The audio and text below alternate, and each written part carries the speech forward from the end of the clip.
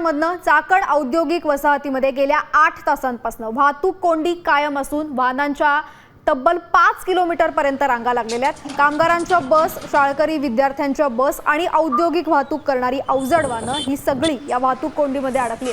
त्यामुळे वाहन चालकांना मोठा मनस्ताप सहन करावा लागतोय।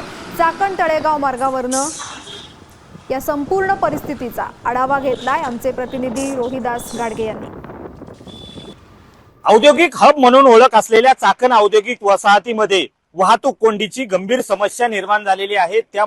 त्यामुळे या ठिकाणचे उद्योग स्थलांतर होण्याच्या मार्गावरती आहे। आपण सध्या आहे चाकण तळेगाव या मार्गावरती।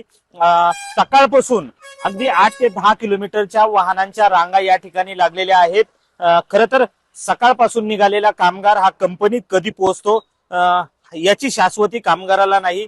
सकाळपासून ही वाहतूक कोंडी सुरू आहे। त्यासोबतच आपण शाळेचे विद्यार्थी पाहू शकतो। शाळेचे विद्यार्थीही या वाहतूक कोंडीचा सामना या ठिकाणी करताना पाहायला मिळत आहेत। एका बाजूला उद्योग अडचणीत आहे तर दुसऱ्या बाजूला स्थानिक नागरिकांनाही या अडचणींना सामना करावा लागतो। त्याबरोबरच शाळकरी मुलांनाही या अडचणीत कुठेतरी वाहतूक कोंडीचा सामना करावा लागतो।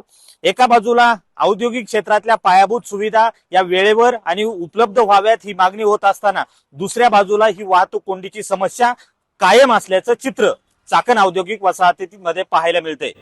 रोहिदास गाडगे, साम टीव्ही न्यूज, चाकण, पुणे।